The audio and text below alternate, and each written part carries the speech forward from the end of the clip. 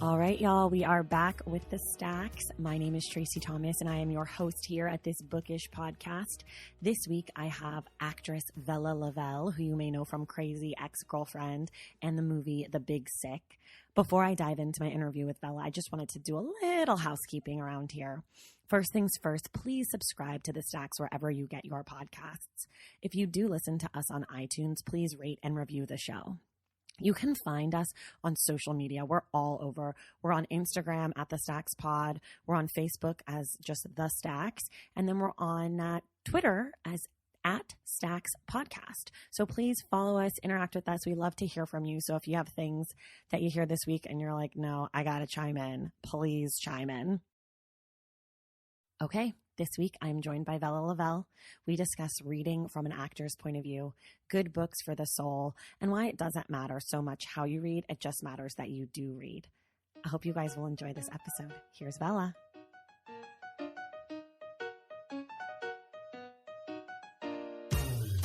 Okay, y'all, we're here. We're back at the Stacks. Today, my guest is Vella Lovell, actress extraordinaire. You may know her, or if you do know her, you know her from Crazy Ex-Girlfriend on the CW or from Academy Award nominated film. I said that, Academy Award nominated, The Big Sick. Vella, welcome to the Stacks. And thank you so much for having me. I'm very excited that Vella is here. She and I go way back to college days. We were big Shakespeare loser nerds together in college, and you're going to find out a whole lot more about that later today, but also next week when we talk about Tracy Chevalier's book, New Boy, which is a Hogarth Shakespeare adaptation or retelling of Othello. Read the book. We have so much to talk about next week. So much. Like, don't miss out on this. Okay, Vella, let's talk about you. Do you want to do a real intro for yourself besides just your credits? I mean, that's really all there is. That's all you are. That's all I am. Just a few credits.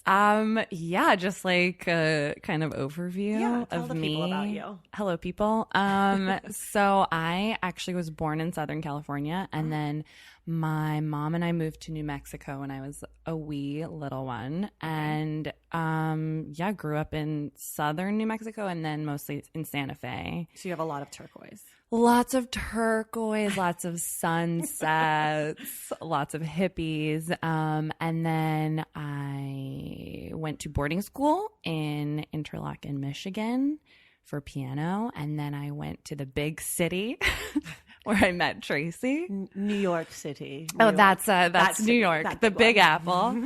And my dreams really were to be Felicity. Right. From also a CW show, right? Yeah. Or the WB.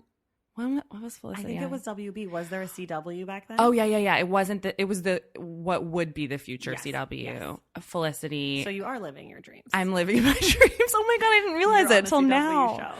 It happened. So I really wanted to be Felicity and like work at Dina DeLuca and go to NYU. Sure. And then I walked in my first day and I had a goth roommate. So it was like, I don't really know Felicity well You enough. don't? I mean, I thought she went to Stanford. Oh no, she was gonna go to Stanford. she went to NYU. I don't know.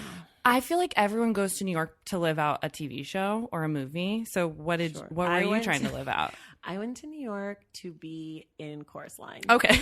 My favorite musical. To be in Chorus. I thought maybe they would do a revival starring me as all the parts. As all of the parts. Because I do know all the parts to Chorus Line. As you should. I was in it in high school. I got to Who did you play? Tits and Ass, Val. Duh. Oh my I had God. to wear 4 bras.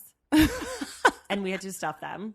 But I didn't have to do anything for the ass part. No, you had that. Nailed it. You had that. You were like, I got half of the song down. This week on the Stacks, we don't talk about any books. No we books. Just talk about musicals and reasons to go to New York. Yeah, pretty much. The rest is history. I met Tracy. You went to NYU for undergrad, but what did you do afterwards? You lived a lot of people's dream by going to which theater school? I went to Julie's art school. The Juilliard The school. Juilliard school. Okay, perfect. I was confused about Juilliard. No, I know. We're joking, but Vella actually lived basically every little girl's dream who ever wanted to be an actress, which is my gosh. I go to Juilliard and I go to Juilliard. Or like from Save the Last Dance. Sure. Well, I can't say this officially, but welcome to Juilliard. Did they do that? No. I was waiting. I was like, is anybody gonna? No. Okay. Have you guys seen Save the Last Dance? No. Has anyone seen? No? Okay, fine. Okay, I'll just wait for the letter. Yeah. So, so Tracy and I met because we were in a year-long Shakespeare intensive called the Classical Studio at NYU, and I remember thinking Tracy was amazing at Shakespeare and I like was so bad at it. And we get a review at the end of the year. Do you remember? No, I want to know where this is going. Okay, so my review said Vella should Vella should concentrate on the new work happening, meaning not the old work, not meaning not Shakespeare, which is what we had been doing for the last year.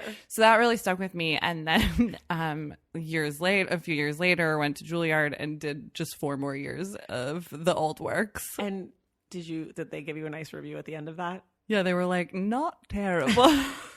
We did have a teacher who told Vella she was not terrible, which honestly at theater school is like an A+. Yeah, I really took it to heart. I was like, cool, I'm ready for the world. Okay, I'm going to be an actress. Yeah. Okay, so then you leave Juilliard. Left Juilliard. You go...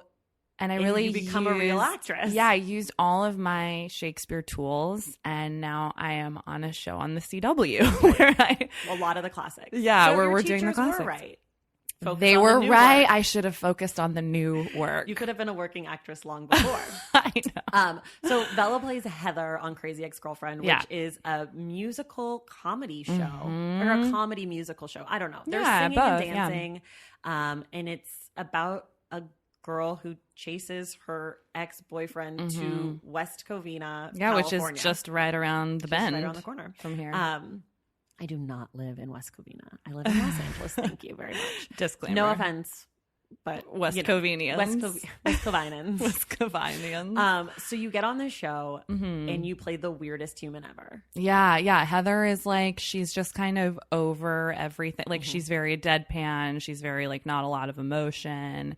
And she's a community college student for 8 years. She's living with her parents. And it's so funny because as an actor, you're just constantly auditioning for things and you don't actually think you're going to get the things that you're auditioning for.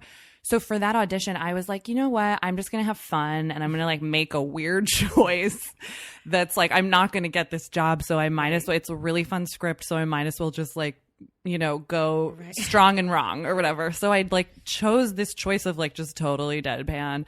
And then I got a call back and then a Skype session and then I got it. And you were like, I'm stuck doing this. Yeah, well, I mean, if it's so crazy to think about that odd day and auditioning and then being 3 years later, because you guys just got a 4th and final season. Yes, congratulations. So thank you. It's sad and it's exciting. It's all of the things, right? All at the same time. I feel not that you ever want work to end as an actor, but it's also kind of nice that that your final season is your final season. Yeah, so the writers get to do what they want to do, and you'll get to have a real send off, and also you'll get to go do other things. Yeah, because so many times shows end and they didn't.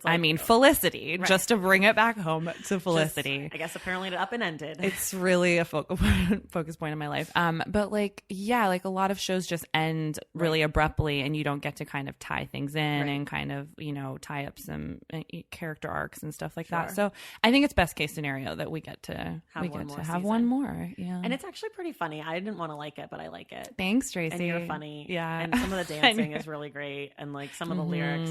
It's good. If you've never seen it, you should watch it. Of course, today and every day I link to everything we talk about on the show in the show notes. So I'll also link you guys to iTunes or whatever, so you can find the episodes. Yeah, and we have a lot of our music videos on YouTube. Music videos, and you guys have albums and everything. Yeah, we have albums. If Original that's your cast thing. Recording. Yeah. So you can hear a lot from Vella. Yeah. So as far as being an actress, you do other things besides I just saw Vella in a play here in Los Angeles called Significant Other. Like I said, you were in The Big Sick. You were great in The Big Sick. Well, I don't even know what your character's name was. Khadija. One of the female suitors for Camille's character. If you haven't seen that movie, it's really good, and it was nominated for an Academy Award. So no big deal. You don't need me to tell you that. How do you prepare for roles? Well, it kind of depends, because something a teacher I had at Juilliard actually said, which I think is so great, is the reason you study technique is for those roles that don't come super easily to you. Right. So sometimes you'll pick up a script, you know, and you're like, I got this. Like, I know this, you know, this is me. Sure. Yeah. So like for those times, I don't think you actually need to do, this is just my personal philosophy. You don't need to do that much work because you get it right away. Right. Like no questions. Right. I know this person. And then technique is kind of for those times when you're like, I don't know, like I have no idea what this is. Sure. Yeah. So I think it's kind of case by case for me, but, something that I love to do is like, start by, you read the play once just for fun. Or the script or whatever, and then you go back and read it a second time, kind of looking at your character, right? And then you go back and you start to take notes of like, what does everyone say about my character? Right. What are the things I do? Who are the people I love? Like just kind of collecting little building like the life. Yeah, and just collecting all the things that are in the script and using like the words and the information as a building block, and then you can kind of create from there. But I'm more of like I don't know, I guess like. Before I did the classical studio, I did experimental theater wing at NYU. So I was rolling on the floor a lot and like making sound and really feeling my impulses. And I feel like kind of more of a physical actor in that way. I'm less cerebral. But at the same time, I think it was really helpful to go to Juilliard and kind of get away from that and actually like connect the text to acting. So, yeah. And I mean, this is something that I don't know if people know this or not. I'm going to assume that some people do and some people don't. But being an actor is you do a lot of reading.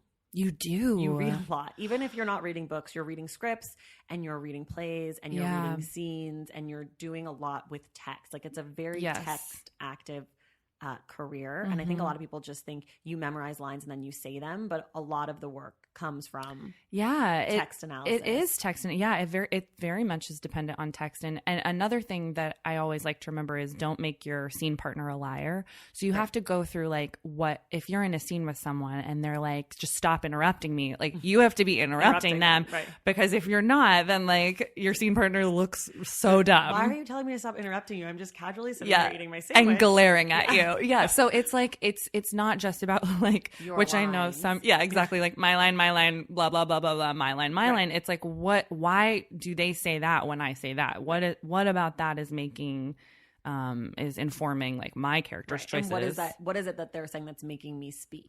Yes, exactly. Like, I don't know about you, but sometimes when I get in like a fight with my husband, love you, Jake, hey, Jake, I won't actually say anything to him. Like he hasn't, like I'll be annoyed with him and I'll just be like, keep talking. Like I'm not interested in what you're saying. Right. Versus like when he says something that like really, like, I'm like, I can't believe you said that about Steph Curry, my favorite basketball player. Like, versus like if he's just like talking and I'm just like, I'm not into you. Like, so there's all that kind of work about like looking at text. Do you think that informs how you read for pleasure, like a book or a magazine article or something? Like, do you feel like you do a lot of text analysis when you're not reading plays? That's interesting. I haven't thought about it, but I think it must, just because like you kind of become like an archaeologist in a way when you're an actor. You're like, you're just constantly looking for clues. Like you're like, oh, why did that person say that? Or like, oh my God, there's one line about like, a dog that they had when they were little. Right. So this person is someone who loves dogs. So you're like kind of constantly like mining for clues. Right. And so I think it does kind of, it does inform my reading. And do you find this is kind of a leading question. I should just say what I think instead of just leading you down. Sure, say what you think. I find a lot of people may or may not know, if you've listened to the show before, I'm not huge on fiction. And I think one of those reasons is because I was an actor and I like plays and those are fiction oftentimes. I feel like because plays are shorter and it's like 3 hours you're saying it, the author of the play will just give the information that's important to the story. Yeah. Whereas in fiction, sometimes they might be like, oh, that dog I had when I was 5, and then the dog just never comes back. Whereas in the play, if the dog comes up, you're going to find out later that her sister actually killed the dog, and then there's the huge scene at the end. So it's like, it's like the Chekhov's gun or whatever. Yeah, you're like, oh, I noticed the dog. Okay, the dog's coming back. And so I feel like sometimes in fiction, I'm like, well, why do I care about how sunny the day was unless it's going to be a rainy day later? Right. Well, I guess though, because plays are so interesting because some of them are so like they're just beautiful reads on their own, but they're meant to be said and seen. So I guess it's interesting because like the clues are dropped, but you're always going to be seeing what the action is on stage. Whereas like a novel, you're creating a whole world in your head. And so you do need that information of like a little dog. Because you're like, but I don't like that. I'm just like, get to the point. I like the action. Information. Like nonfiction, I like to learn stuff. And like, it doesn't matter to me if it was raining in nonfiction unless it matters to the story. Like unless there was a car accident because of the rain. So I get it, I don't know. People always bug me about why I don't like fiction. But I know. there's a reason. I'm just See, I wish I liked nonfiction as much as you like nonfiction. I love nonfiction. Because I feel like you're just full of information. I just reading for knowledge. I don't know, but I can't. That's great. I like can't enjoy fiction. Like even a really good fiction really book, I'm like, it was good, but like I would have just cut a few scenes here. Like you're like, I really could have just like said the information, bing bang bong. Yeah, exactly. Yeah. Well, since we're going to talk about Shakespeare next week, and Vella and we did that classical intensive together, so we talked a lot about Shakespeare. We played the Dumaine brothers in As You Like It. Didn't we play the same Dumaine? Oh my God, we did. For some reason I thought we were together, but we weren't. We shared the part because it was college and you had to share parts. So we played the same person. Oh, yeah. You'll see a picture of Vella and I on the website or on Instagram or whatever. But we do kind of look like each other. Yeah, we're mixed sisters. Girls, yeah. And so it was like kind of like, oh, did you just put these two curly haired black girls in the same part? Like you couldn't even get They'll creative. be great as Dumaine won. Yeah. But he did tell us we were the moral center of the play. And Collins from Rent, the original. What was his name? Jesse something. Yes, Jesse, not Jesse Tyler Ferguson. Jesse Owens. I'm gonna Google it. Anyways, he's really famous. L. Martin? Is that right? That sounds right. It sounds right, but it might not be right. What about him? He played our Dumaine part at NYU before us. There you go. Yeah, Jesse L. Martin. Very good. Did I get it? Sometimes it's like there are weird tidbits. You're like, wait, I got that. Anyways, the point is that if you've ever read As You Like It, you don't remember the Dumaine brothers because sometimes they're cut. They're usually cut. They're the worst part of the play, except for that they get to speak gibberish and they're the moral center. Yeah, that's But true. anyways, so we did Shakespeare, and basically our training was based on like text analysis and using the text as a clue and doing all the acting on the text and diving into the antithesis, which is, if you aren't familiar with Shakespeare, his writing, his verse is iambic pentameter, which is 5 feet up to 2 syllables. Yes, 2 syllable, 5 feet. Well, no, not 2 syllables. It's just 2. So one soft, one hard syllable. Oh, right. So it's like, what are those to called? Be or not to be. That is the question. Right? Yeah. So that would be the iambic tenor. That's the verse. This is like a crash course. Louis Sheeter, our teacher, don't hate me. Shout out. But anyway, so we learned how to read and understand Shakespeare, which I think is really helpful because Shakespeare is really intimidating. And I feel like what I also learned is that Shakespeare's better when it's seen and heard because it's a play. Yes, definitely. Like even now when I'm like reading Shakespeare, like I have to say it out loud. I have to say it out loud. Yeah, because otherwise you're like, I am lost in a bunch of words. A bunch of words. Yeah. Like a word circus.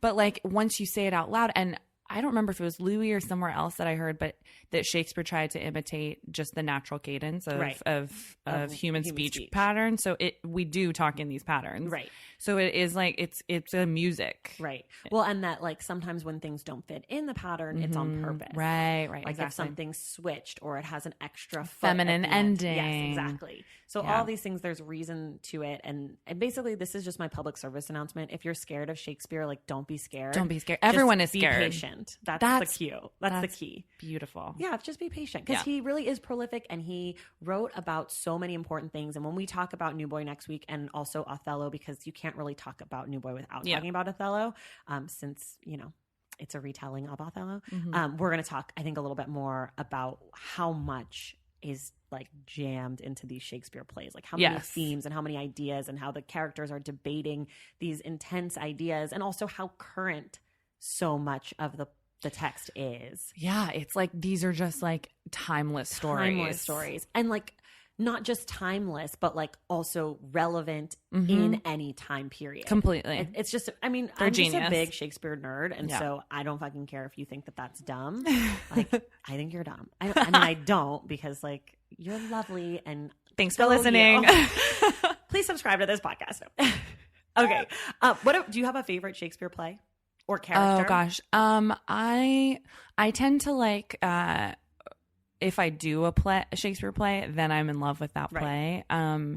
But I think I got to play Lady M, Lady Macbeth. You can say it in here. We're not in a theater. Yeah, we're not in a theater. Yeah, I have such a weird superstition with Every it. actor does. You're not It's supposed so to say weird. Macbeth in a theater. It's bad luck. Something so bad will actors happen. always say like the Scottish play, and I'm like, you're in a grocery I store. know. It's fine. Nothing's going to happen. Yeah, so I got to play Lady Macbeth, and I didn't think I liked Macbeth at all. And then I got to do the play, and I was like, oh, this is incredible. You did the scene in college with Kale, and you were great. Oh my God, I forgot about Vella that. did a scene. I did do that scene. Yeah. So then I got to revisit it. But it was we did a 4-woman Macbeth. Oh. So it was kind of like a modern retelling. A new spin. It was kind of like we related it to the Slender Man killings. Oh, kind of like young girls and like violence and stuff. So it was really cool. But so I kind of love Lady Macbeth. And you like the play. And I love the play, yeah. And I also like As You Like It. It's really fun. I like I just love Romeo and Juliet. It's like you can't get better. I don't like Hamlet. No, although I did see the production at the Public Theater last summer that my friend Gail played Ophelia, and she's incredible with Oscar Isaac. Okay. It was the first time I understood the play, and I realized I hadn't been understanding the play. I realized it's just about this kid who hasn't dealt with death. Right. I don't think I've seen it good. I think the thing about Shakespeare is I think it's so hard to understand, but it's also so easy to understand. Like once you figure out you figure it out, you're like, this is amazing. Right, and it's just, if you don't like it, I think the chances are you just didn't seen it, get it. Understood it. Exactly. Yeah. And it's no shame about not understanding. It's so dense. Yeah. Hamlet just has never been one that I've been into. I've just kind of been like, yeah, okay, I felt that too. I think it's a very male play also. It's just like dudes and they can't express their grief and like very dudesy. Yeah. I also love Richard III, which we did. We did. You were Queen obviously Margaret. Queen Margaret, the witch, the I'm prophetess. Yeah, you guys don't know this about me, but my dream in life is to be someone to be like, oh, Tracy, what a witchy woman. What a witchy. That's my goal too. But you are actually witchy. I'm not.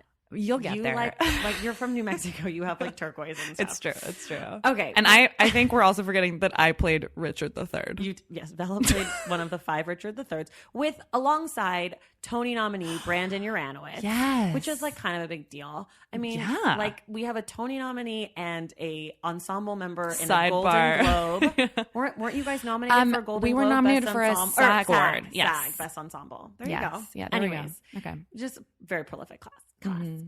Yeah. Okay. Before we jump into like more book stuff, because I promise you guys we are going to talk about books besides Shakespeare. Do you have any favorite role that you've ever played besides Lady M? Like any role? Yeah. I got to play. I'm too young for it, but Arkadna in The Seagull, and I did a terrible job, but I was like, someday I'm gonna come back to this. When I get old, I'm excited. Yeah. And then there's also a play that I didn't get to see, but I've read by. Do you know Brandon Jacobs Jenkins at all? No, he's an incredible. I think he's the playwright of our generation. Okay. He's amazing.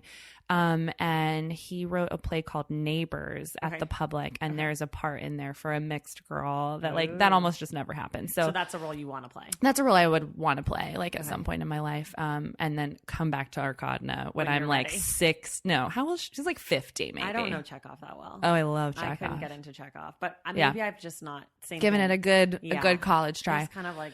Yeah, Arkadna's like the over the top actress, but like she's wounded inside. Oh, is she my hands? I don't know what to do with my hands. I don't think literally quoting Chekhov is great podcast. Great podcast. Okay, we're gonna dive into the world famous Stacks questionnaire. Yeah. We're gonna talk about books. So we're gonna start it off with my fave. What are 2 books that you love and 1 book that you hate? Okay. I love.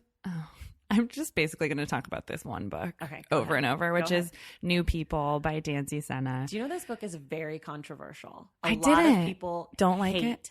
New People. I don't understand why. Or they like New People and why don't you talk about it?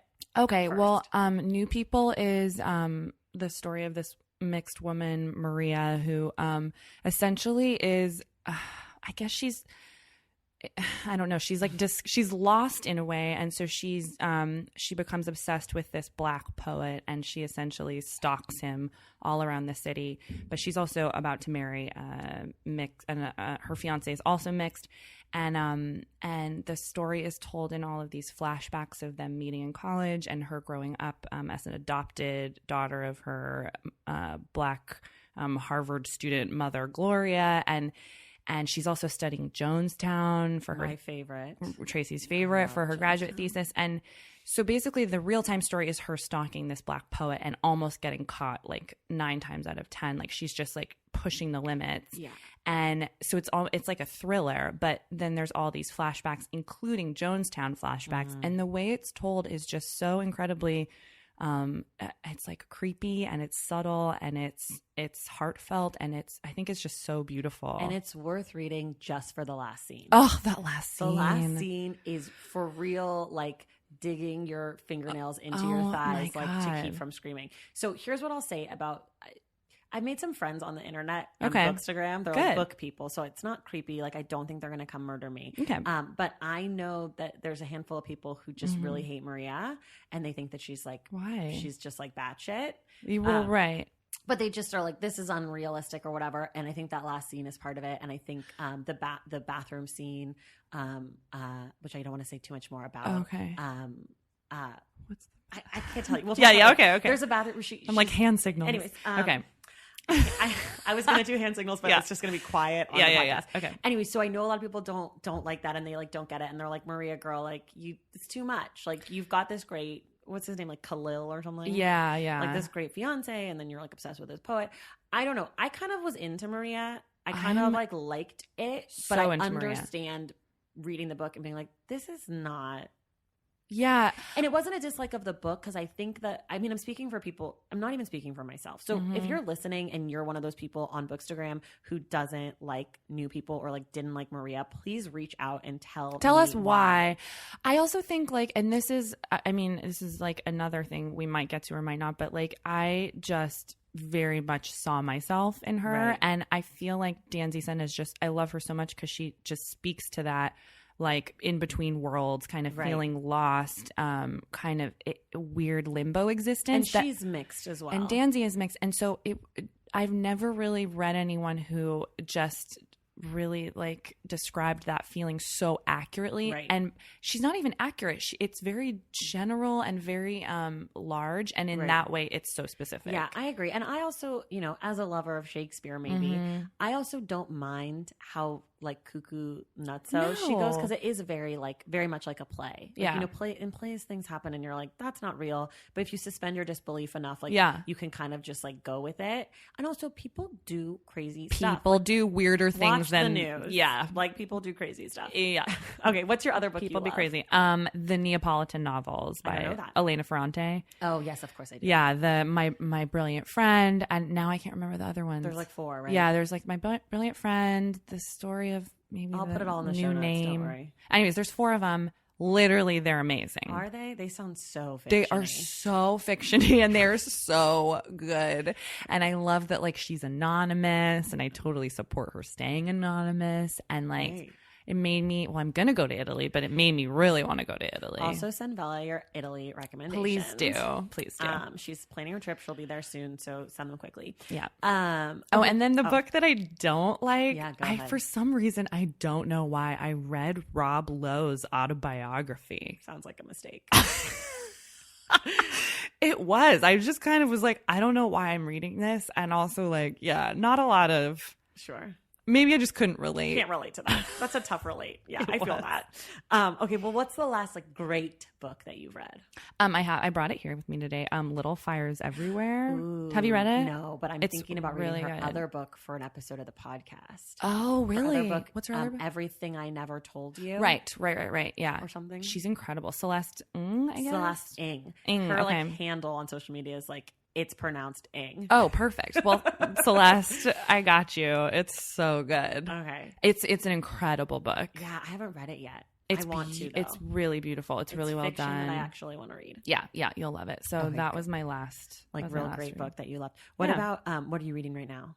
So right now I tend to like pick up a lot of books and then stop about halfway through. Cool. And so I have a lot on my to-do list. Okay. But Hunger by Roxane Gay is one of them. Okay. It's incredible. And it's not about the books. Like the books are amazing. Right. I just like have the attention span of Got like it. a small child. Do you usually end up finishing these books? that I you will. start? I do. Yeah. But sometimes years later. Like, perfect. Like it took me a really long time to read one of my favorite books, 100 Years of Solitude. Literally years. Like I would just be like, I got to chapter 5 and then would like abandon ship. But so right now it's Hunger, Half a Yellow Sun by Chimamanda Ngozi Adichie. Yes. And and Between the World and Me, which is also amazing. So good and short. And really short. Yeah. This is So how you short my literally attention are span reading is. 3 amazing books right now, and Yeah. you just are like, The problem is I really do love books. And so if I go to a bookstore or I see Tracy's Instagram or like something, I get so excited and I have to get the book right away. Got And it. then I read it and then I'm like, wait, that other book Right. is also so exciting. And so I just get too excited. And you're not then- alone in this. Many people Okay. read like this. Okay. Like this is very common. Thanks. There's a thing called your TBR, your to be read list. Mine Oh. has about 400 books on it. Yeah, but you actually read them. So unlike you, I can only basically read one book at a time. That's good. I can read one and listen maybe to one on audio. Yeah. Maybe, but I don't generally. Mhm. I can barely do that. And if I put a book down, I pick up a different book and I'll read that book. And then if I do go back, it might be like months later. Like I read the new Jim Crow Yeah. like 2 years apart. Like I read the Yeah. first half and then I put it down because I was like not. Did you have to feeling go it. back and read the I first went half back. again? No, I just went back a little bit. I remembered it. You did. I did. It stuck with me. I just for some reason was having a hard time staying awake and reading it because I was reading it at night. Anyway, Maybe it was like the setting. was yeah, I don't know. wrong. It just wasn't the right time for me. Yeah. But that's so rare that I do that. Yeah. Like that's the only book I can think of that I've ever actually gone back and finished it. If I put a book down, It's I'm just done. Like, I'm not. We're into done. it. Wasn't a good fit. We Yeah. dated. She's it didn't just work not that out. into She's you. not into you. The book. The book story.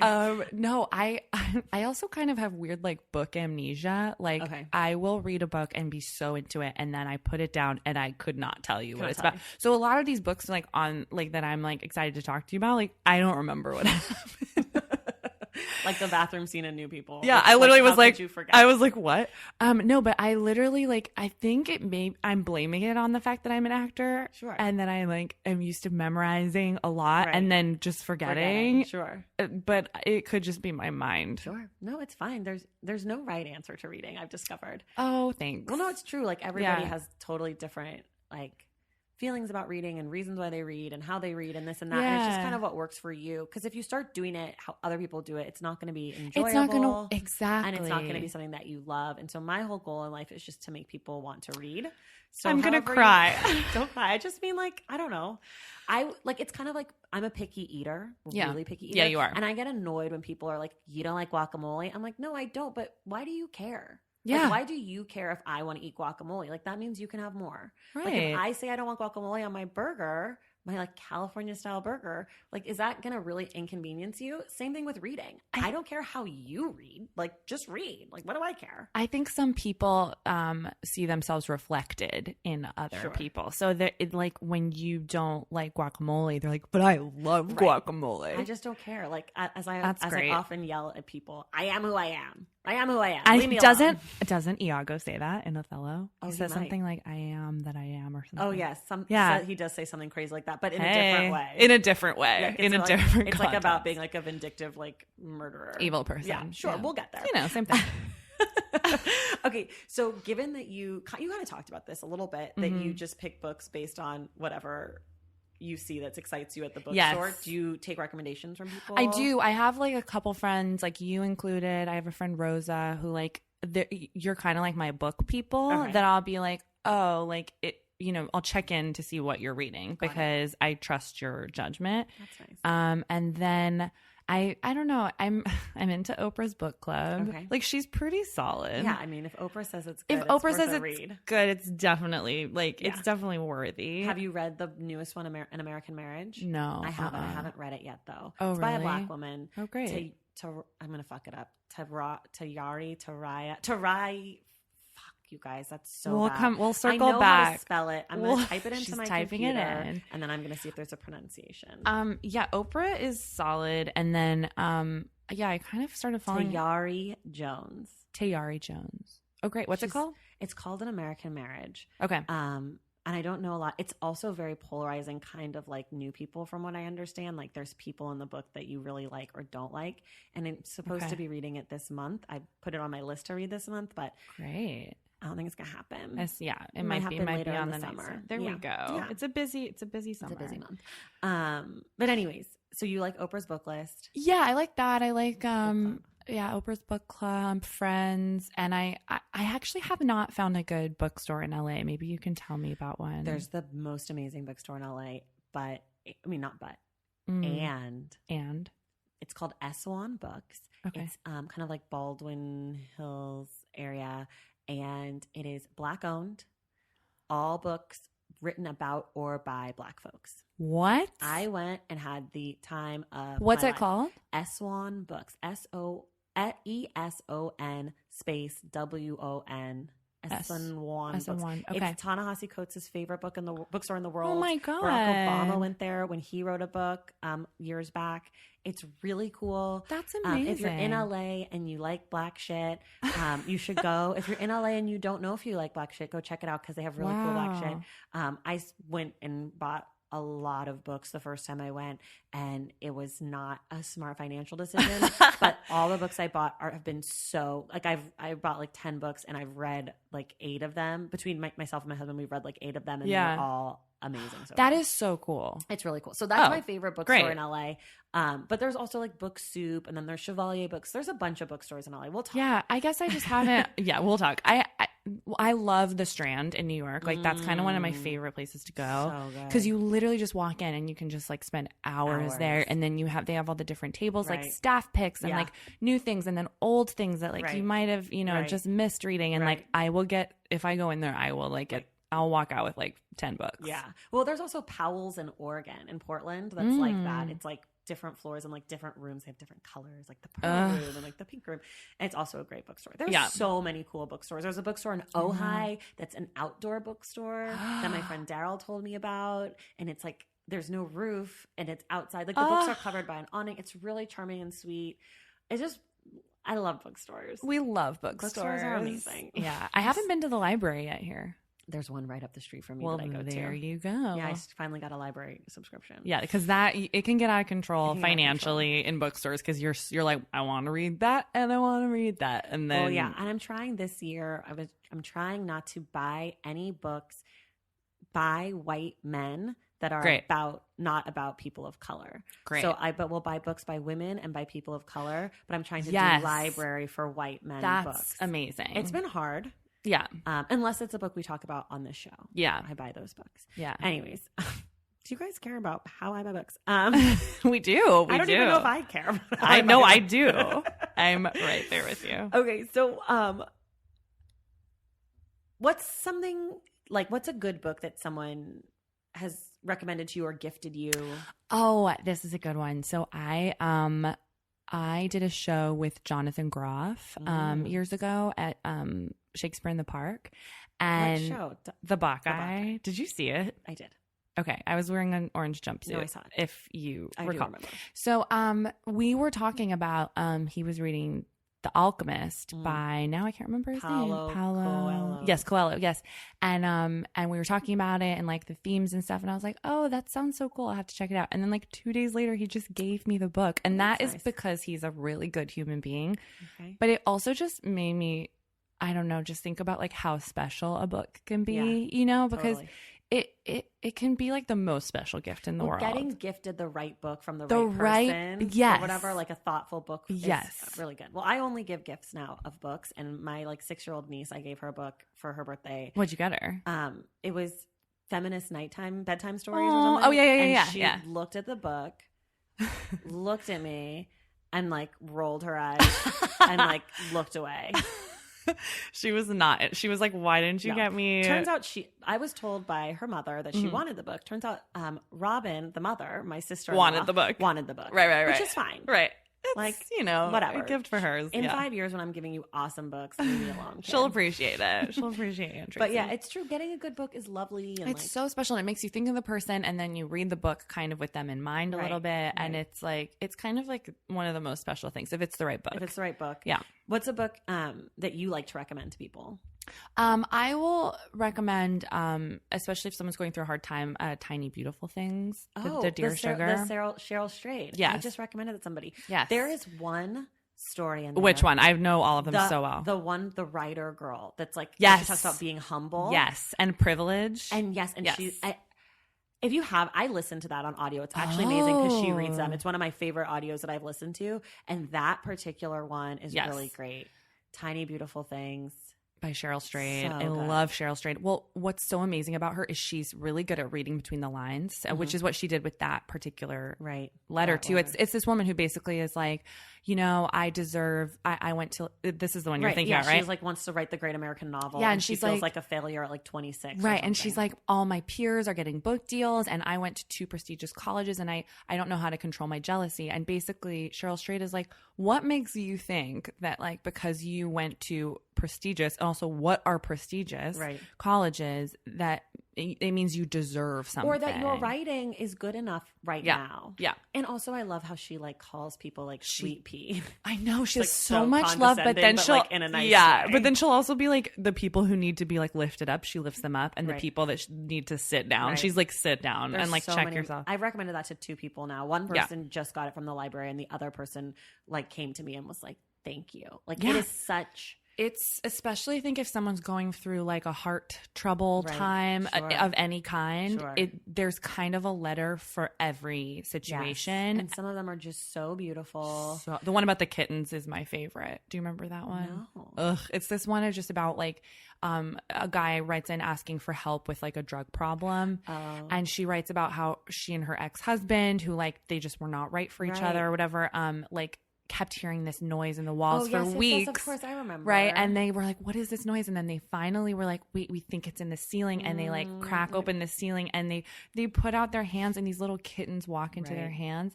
And it's just about, she's like, you have to know when to ask for help and when to step into someone's hand and when it's okay and safe, you know. It's just the way she writes about like her own life, and then the advice she gives is so beautiful and personal, and it's so good. So that's my recommendation usually. It's so good. Oh my God. Thank you for bringing that book up. It makes me so happy. I love that book. It's so good. Okay. Are there any things that you maybe wish that were different about your reading life? Yes. So I tend to read really fast. Okay. Like I am like I'm just like, I like will just like try and like I just get so excited, I think, that I will tend to, and I can't even control it. Sometimes I will like skip ahead and it's like not even like to the end of the book, but like say I'm like it's a page turner and I got to the first sentence, my eyes just go to the end of the bottom of the second page. You want to savor more. Yeah. And I so sometimes I miss like lavish description. Sometimes I miss settings. Like I miss like the little minute details because I'm in such a hurry to get the story. I see. So I have, speaking of like reading Shakespeare out loud, I've started like if I catch myself speeding through, I make myself go back and like say it out loud kind of. For you. So don't sit next to me on an airplane. That's funny because most people want to read faster, you know. Like everybody wishes they could read faster so they could read more. No, I'm the opposite. I'm like a skimming queen. I'm just like, what's the story? What's the story? So you like the story too. Yeah. Are there any genres that you love or that you avoid? Well, we were just talking about this before. I sadly avoid nonfiction, which I don't want to. It's just like, I guess it's my attention span. You just need good nonfiction. I have some really good nonfiction books for beginners. for people who like fiction. Yeah. I recommended it before on the show, Jesus Land by Julia Shears. Okay. It's totally up your alley. It's about, it's her memoir. She's a white lady and her family adopts these 2 black boys and then they have to go to like a Jesus camp and it's a phenomenal book. And then she wrote a book about Jonestown, which she just wrote this book about Jonestown, totally separate. Like I read Jesus Land and then I was like, I wonder if she's written anything else. And that's what else she had written. And it's not that separate. if you know about Jonestown, it's connected. It's called A Thousand Lives. But those are two of my like favorite nonfiction recommends for people. And then anything by John Krakauer. Okay. So Into Thin Air, Into the Wild, right. Under the Banner of Heaven, Missoula. Did he write Born to Run too, or is that someone No, else? that's a runner guy. That's a runner. I can't remember his name, but that's also a great book, nonfiction. But my favorite John Krakauer is Where Men Win Glory, and it's about Pat Tillman, the NFL player who enlisted in the army and then ended up getting killed in Afghanistan. Oh, wow. And it is unbelievably good. It is like I have like a top 5 book. It's on there? It's like that and like Bryan Stevenson, Just Mercy, and then like other things come in and out. But those two are wow. Okay. Anyways. So they're like palatable for if you're not a nonfiction. Maybe I'm going to write a blog post about like good nonfiction intro, for fiction. Yeah. Intro to nonfiction. Yeah. Nonfiction 101. Or like nonfiction for people who like fiction. Yeah, because I do like I admire that about you so much because you were like nice. You're passionate about subjects and then you like read about them. I read books about that. And you buy books about them. Whereas I'm just like entertain me. I want to go away in my mind, sure. you know. Sure. I mean, however you like to read. But exactly, no judgment. How do you read? If I'm in New York, I love to read on the subway. Okay. And then hard copy. Hard copy all the way. Okay. Although I have this iPad now, and I have gotten a couple books on there. Audiobooks ever? I just read my first audiobook actually, or I'm halfway through it. The Nightingale. Amazing. Valentine's Day is upon us, and I've got love on the brain. Love for books. Duh, of course. Hello. Did you forget what podcast you're listening to? I love bringing you all great reads, exclusive author interviews, and behind the scenes book gossip. But I can only do that with your support over on Patreon and Substack. Our Stacks Patreon community, also known as the Stacks Pack, is where you can go for book club meetups, a private, very active Discord, and a year-long mega reading challenge to help you achieve all your reading goals. Plus, you also get that monthly bonus episode. Now, over on the Substack, you can subscribe to my newsletter, Unstacked, where I keep the book conversations going. I also give you a healthy dose of sports and pop culture, definitely some hot takes happening over there. And again, that bonus episode. If you don't have a few dollars to spare, don't worry. There are free options on the Substack and the Patreon to get you a little extra Stacks magic. Making this podcast is a total team effort, and by supporting my Patreon and my Substack, you allow me to support my amazing team that makes the show possible every single week. So if you or your friends are looking to meet other book lovers and support this indie podcast, come hang out with me on Patreon, Substack, or both. I would love to have you. And since we're talking about love, you can gift subscriptions to the Patreon and the Substack for that special reader in your life. For the Stacks Pack, head to patreon.com/thestacks. And for the newsletter, head to tracythomas.substack.com. And also, there are links to both in the show notes. Okay, see you in the Stacks. What's the last book that made you cry? Little Fires Everywhere. Oh, okay. The ending. It's really beautiful. I have to just read it. Yeah. Okay, what's the last book that made you angry? The book that we're going to talk about. Oh, New Boy? Yeah. Me too. You guys, stay do tuned. Not miss next week. Go stay read tuned. the book because we need you to talk about it. Yeah. With us. Yeah. Are there any books that you feel proud about having read? Yeah, I read The Brothers Karamazov in high school. You know, the Russians are always. Almost everybody so far has answered about the Russians. I love the Russians. The Russians are huge here on the Stacks. They are huge in my heart. They're amazing. I've never read a Russian. They're incredible. I mean, speaking of like, if you don't like hearing about like the dog that's running across the park, Tracy. Yeah, I feel the Russians are not good for me personally, but I feel like I have to do it. The reason why I love the Russians and why I love books like the Neapolitan novels remind me of Russian literature, because the Russians will you'll be hearing about some monk for 100 pages and you're like, who's this monk? And you're hearing about his mom and his dad and his, where he grew up and all this stuff, and you're like, I don't even know this guy. And then you realize it's because the monk is meeting the main character and they have one scene together. Got it. But then you know exactly where he's coming from. Right. And you're like, that's because his dad said that thing to him that one time. And it's just so comprehensive that you just know everyone. Okay. and I it's have to do incredible. it. I should maybe take a poll. Like you Which listeners one? should just tell me which one. Like I know Crime and Punishment's big here. You just said say their name. The Brothers Karamazov. I can never say that word I again. also have tried to read War and Peace. War and Peace twice. has been mentioned on here, and so is Anna Karenina. Oh, Anna Karenina's so beautiful. Those yeah. are like all. There's the also a bunch Russians. of short stories, like You know, if I'm gonna do it, just I'm gonna do go 800 it. pages or bust. You know, Just do it. Yeah. or I guess in some cases like 1,200. Yeah. It's Okay. a lot. Okay, what we could talk about anything for hours. I know, here. it's Bella and I a could little talk- dangerous. Like it's like, why do we have microphones in front of us? Like we're never gonna stop. This is gonna be a longer episode, y'all. Yeah. Are there any books that you're embarrassed about having read? 50 Shades of Grey. I did read All three? just the first one. Oh, I read all three. You Super did? embarrassed about it. I was into them. Oh my God. I bought it and then I guess somehow didn't realize it was as sexy as it was. It's very sexy. But I didn't stop reading Did not it. stop But reading. I did. Yeah. I if you see someone reading 50 Shades of Grey on the subway, like it's just so funny because you're like, you are reading about some Sexy time. sexy times, right? Like we know what you're reading about. So it's just Yeah. like it's just one of those books that's a little funny. And then I also read this book called The Soulmate Secret. Is it also a sexy book? It's the opposite. It's like Oh. how to find your soulmate. And that was more embarrassing than 50 Shades, Did you honestly. enjoy 50 Shades? Oh, of course. Great. I didn't buy the next two books, but I had a great time. It's fine. 50 Shades is great. The other two, I just read the other two because I wanted to know what happened. Right, what happens? Sure. Yeah. Did you enjoy this Soulmate Seeker? Like not really, Okay. but like some coworker told me to read I have it. a theory that people's book that they're embarrassed to have read is actually a book that they really like, and that's what they're embarrassed about, not so much about having read it. But having enjoyed Yeah, it. like someone said, like this like book that's like kind of like considered like women's literature, which I hate that term. Oh. But you know, like things like that where you're like kind of like embarrassed wanna because read you it. like it, Yeah. and you feel like it doesn't fit like who you It's- think that you are. It's kind more of. like for me, it was like if people saw you reading Sure. The Soulmate Secret, Sure. then they're like, oh, okay. I would have thought it was a sexy book. Yeah.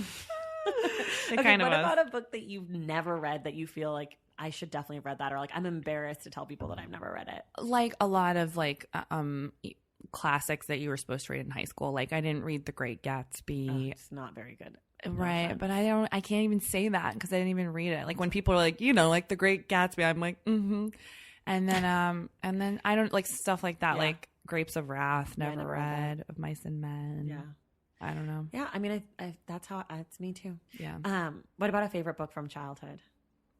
Anne of Green Gables. Ooh, I love Anne of Green Gables so I feel much. like okay, I always get them confused.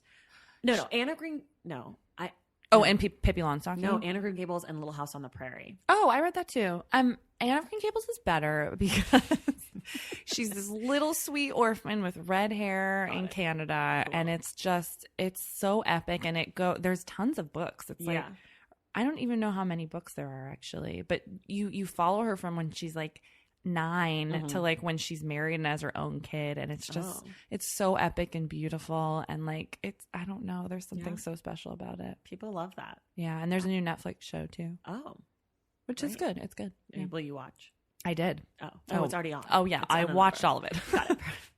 Great. It gets a check plus. Yeah, Okay, great. Solid.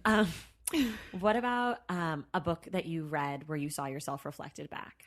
Again, New People Okay. by Danzy Senna, and also Caucasia, but really New People. Caucasia's also by Danzy. Yeah, sorry, Caucasia is her first novel. Yes. I think. Yeah. I'm just a huge Danzy Senna. Okay. This is like a Danzy Senna just like love fest for It's me. okay. I did not love Caucasia. You I had didn't? a hard time getting into it. Oh, I preferred interesting. New People. Yes. Caucasia's a little bit more novel-y. Definitely. New People's a little bit more like a play or a movie or something. I think because New People is it's like because it has that thriller Yeah, it's aspect. fast. It's fast. It's happening right now. The Right. flashbacks are there, Yeah. but but whereas like Caucasia's a little bit sprawling. Yeah, it's a little bit longer. Yeah. But it's good. Yeah. We have a friend, Wade, who like loves both of them. He loves He both of loves them Danzy Senna. so much. Yeah. Yeah. What about like are there any books that you feel like have influenced you professionally? Yeah. I'm going to keep this short because I know we're probably like, is this like the third hour? Yeah, we're on hour 9. Oh my God. Okay. So, No, it's okay. So the thing is I was thinking about this, and I feel like the hardest part about being an actor for me, and what I see my friends going through, is not the actual work. Like, I think the work is actually very joyful, but the hardest part is actually the time in between. And it kind of requires a spiritual aspect of like not giving up and not comparing yourself and having like this blind faith that you will work again and that like you have value. And it actually like requires more of like a spiritual. Sure. I don't know if spiritual is the right word, but it's hard on your soul. Sure. And so I actually am really into like the Cheryl Strayed kind of like self-help books sometimes. And I brought one of them today, that When Things Fall Apart by Pema Chodron. And it's just books that are kind of about like your soul and like being good to yourself. I just read You're a Badass, which is really good. I think I have that in the other room. Yeah, just books like that. Well, they're usually quick reads, but you can come back to them. Have you read any Brene Brown? Yes. Okay, I've never, but I know people. Yes, put them like in that same Brene category. Brown, Cheryl Strayed, Elizabeth Gilbert. Like I don't know, like I feel kind of like embarrassed talking about it, but I do think they like inform my professional life because it keeps you kind of keeps you going in those moments where it's so easy as an actor to like be like, oh my God, I'm never gonna work again, you know? And so it's like it reminds you to work on yourself as a person in between working on things as an actor, you know? No, I think that's really nice. Yeah. Do you have any favorite authors? I mean, you just listed a bunch of people. Well, Danzy. Okay. I love Chimamanda and Ngozi Did you read Adichie. Americana? Yes, Americana, So and then Half Yellow Sun I'm almost done with for about a year now. Okay. I also love Elena Ferrante. Okay. And I love the guy who did the corrections. What's his name? Jonathan Franzen. Yeah, I really like him. I read the Freedom? corrections I and read Freedom. Yeah. I hated Freedom. Yeah, I liked the corrections better. I like the cover of Freedom though. It's I like do like the bird yeah and the water. Yeah, and, it's cool. It's a yeah, cool cover. I like him. Yeah, that's like so novel-y for me. It's I was very just like, well. Of course, you I wouldn't. was like, yeah, oh my God, what is this mess? Very and Oprah, novel. I think, put that on her book club list, and I was Yeah. like, what does she know? it's not like she has a Oprah? club. Does she even have a last name? What, Winfrey? Who? Okay, Doesn't need one. What's a book that you would require our current United States president to read if you could? I think keep it really basic and like The Giving Tree. Strong choice, The Giving Tree. Most people have chosen to keep it basic. Really? Yeah. I was gonna say Between the World and Me, and then I was like, I think we need. I think that's aiming high. Yeah. I think we need to keep just like basic love, compassion, and gratitude for the things around you. Sure, that works. Look.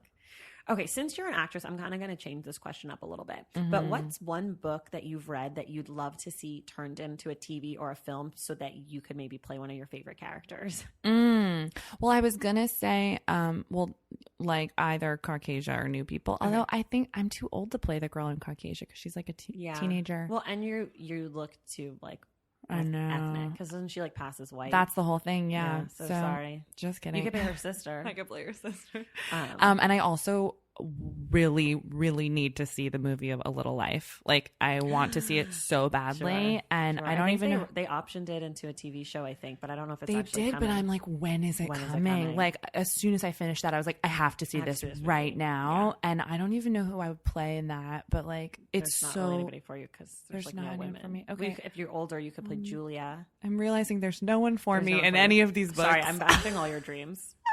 Really My dreams have been crushed. But I just want to see these all as movies. I also. definitely want to see A Little Life. Right? I've like cast it in my mind. Okay, who did you cast since we're here? What's the guy from Mr. Robot? Rami Malek. As the dude. Jude. As Jude. As Jude. Willem.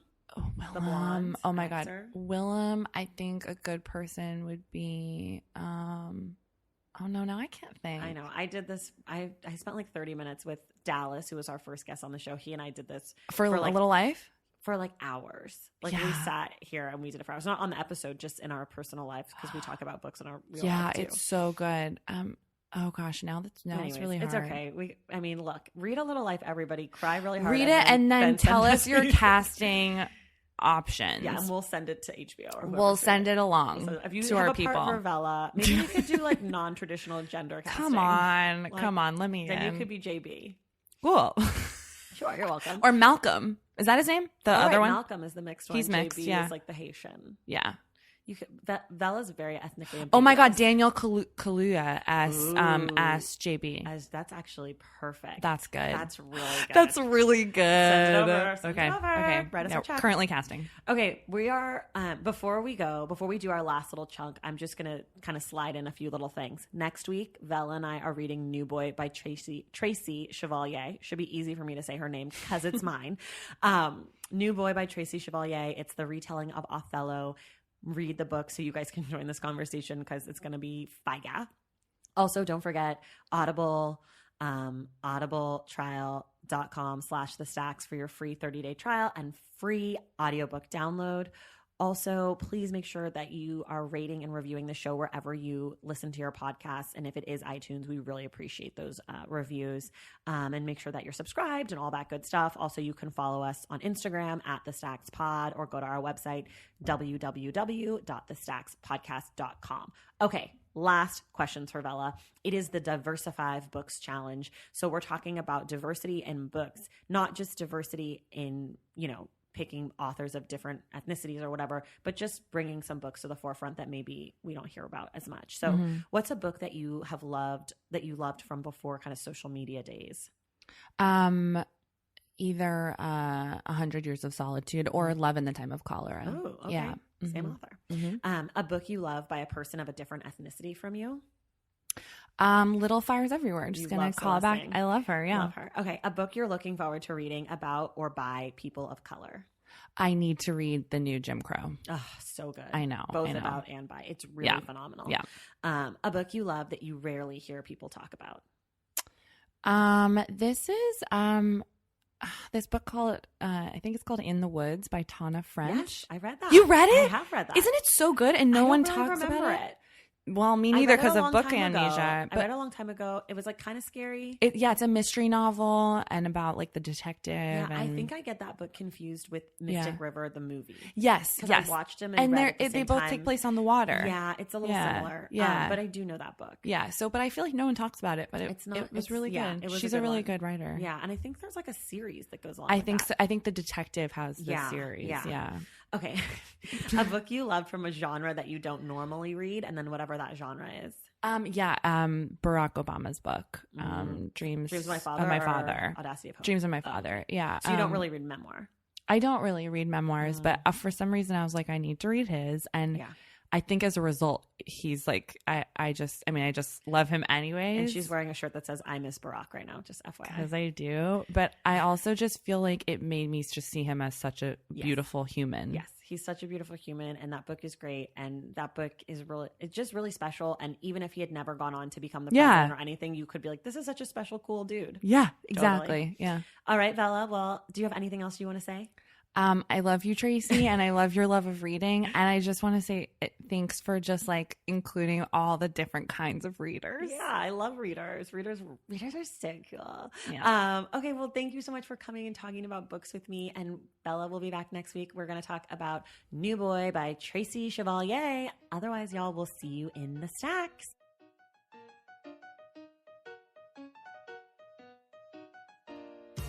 All right, that's all for us this week. Thank you so much for listening today. And thank you to our guest, Vella Lovell, for joining the show. You can find everything we discussed by going to the show notes.